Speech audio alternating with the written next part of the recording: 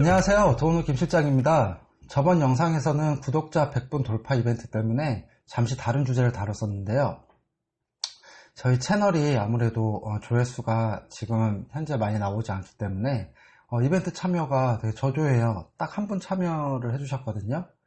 인테리어를 준비 중이신 분들한테 좀 좋은 기회가 될 수 있으니까 영상 참고하셔서 많은 참여 부탁드리겠습니다.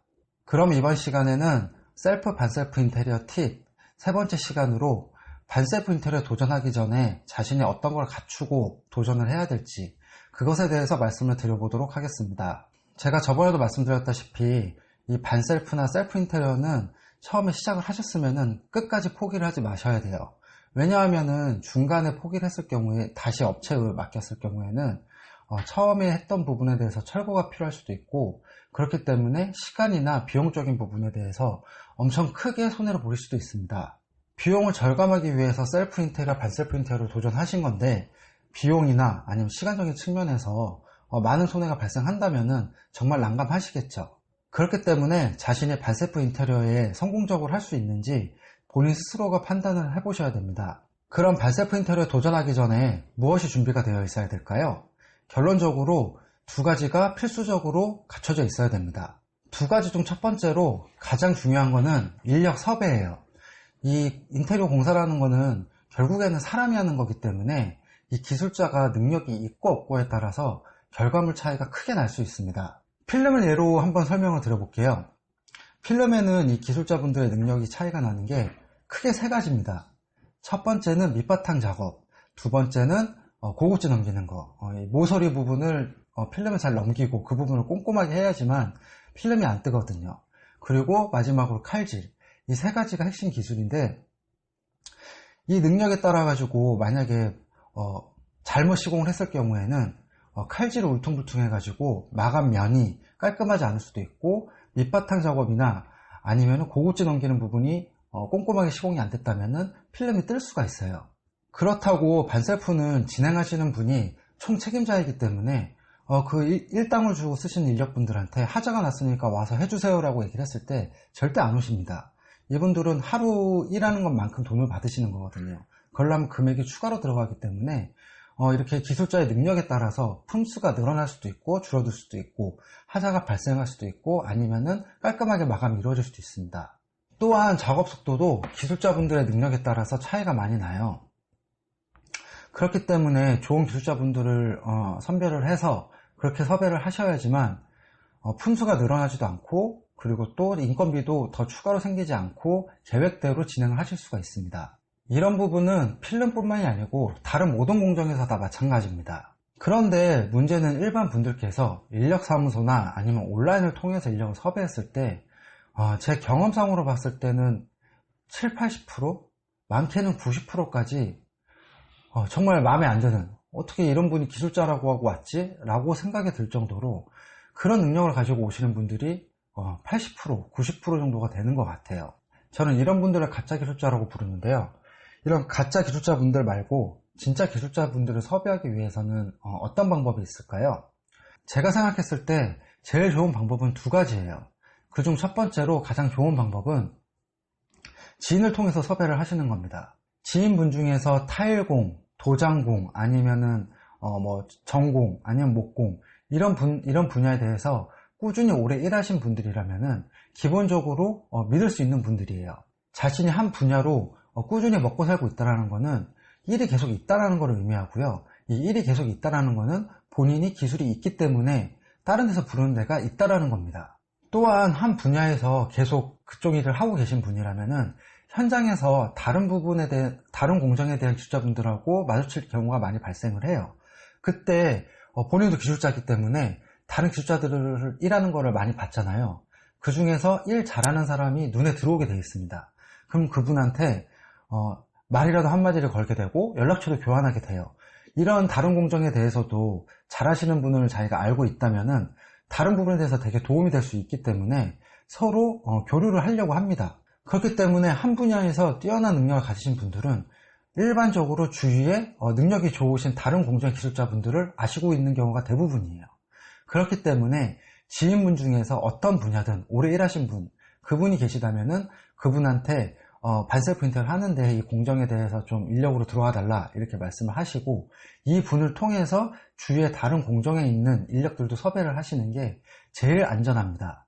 두 번째 방법은 첫 번째 지인을 통한 것보다는 약간 확률이 떨어질 수 있지만, 자재상에서 타일이면 타일, 아니면은 전기면 전기, 이런 자재를 사러 가셨을 때 거기서 인력 섭외나 아니면은 어떤 전기업체, 타일업체를 소개를 받는 게 가장 좋습니다. 그 이유는 자재상에 와서 계속 물건을 사간다라는 그 기술자분들은 일이 계속 있다라는 걸 의미를 하는 거고요.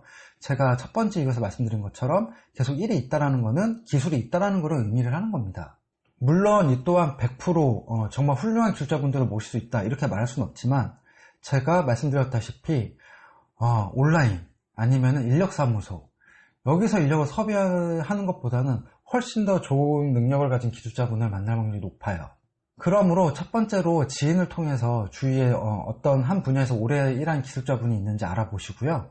그게 만약 불가능할 때는 자재상, 전기 자재 사러 갈 때 아니면 타일 자재 사러 갈 때, 그때 인력 섭외와 그리고 외주업체를 소개를 받는 것이 가장 안전합니다. 반셀프 인테리어를 성공적으로 하기 위해서 두 번째 조건은 본인의 시간 확보예요. 반셀프를 진행하셨을 때 많은 분들이 착각을 하시는 게, 인력분들이나 아니면은 어떤 그런 외주업체들한테, 전기면 전기 이런 각 분야의 외주업체한테 맡겨놓으면은 그냥 알아서 돌아갈 거라고 생각하시는 분들이 의외로 많더라고요. 하지만 절대 그렇지 않습니다. 반셀프 인테리어는 본인이 총책임자이고 감리자이기 때문에 현장에서 이분들을 컨트롤을 하고 일을 시켜야 되는 거예요. 인테리어 업체에서도 감리자가 현장을 지키는 이유가 몇 가지가 있는데요. 일단 첫 번째로 이 기술자분들하고 계속 소통을 해야지만 어떤 설계된 부분에 대해서 오차가 없이 시공이 돼요. 그리고 또 하나는 어떤 변수가 현장에서 많이 일어날 수 있거든요.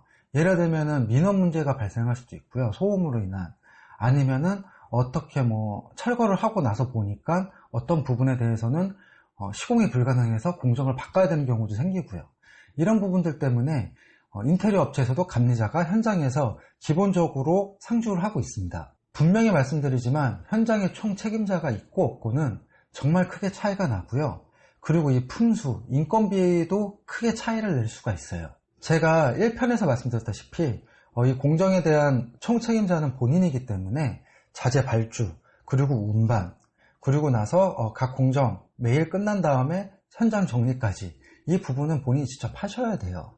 또한 주 자재들은 발주할 때 로스율을 포함해서 한 10% 정도 포함해서 발주를 하신다면은 큰 문제가 발생하지 않지만, 이 부자재 같은 경우 피스나 피스도 종류가 너무나 여러 가지가 있고, 그리고 본드, 이런 부분들은 중간중간에 준비를 못 해놓는 경우가 많이 발생하기 때문에 사러 나가야 될 경우가 많이 발생을 해요.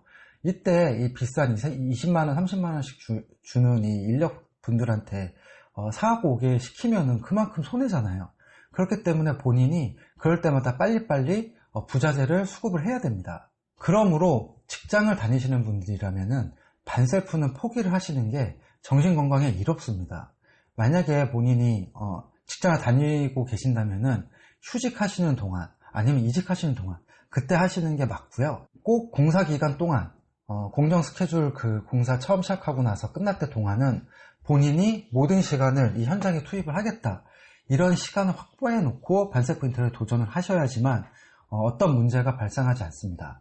여기서 이 본인 시간에 대한 팁 두 번째를 드리자면은, 공정 스케줄을 짜실 때 아무래도 전문가가 아닌 분들이기 때문에 일반적으로 15일짜리 공사라고 친다면은 본인이 반셀프로 진행할 때는 1.2배에서 1.5배 정도, 그 정도 여유를 잡고 공정 스케줄을 잡으셔야 돼요. 본인이 전문가가 아니다 보니까 인력 섭외했을 때 제가 말씀드린 그런 가짜 기술자분들을 섭외해가지고 하루를 통째로 날려먹을 수도 있고요. 아니면 자재 발주하는 데 있어서 오류가 생겨가지고 또 그렇게도 스케줄이 빵꾸가 날 수가 있습니다. 그러므로 꼭 스케줄은 최소한 1.2배에서 1.5배, 업체에 맡길 때 생각을 했었을 때요. 그 업체에 비해서 1.2배에서 1.5배, 많게는 1.8배까지도 두시는 게 공정을 진행하시는 데 있어서 많은 도움이 되실 수 있습니다.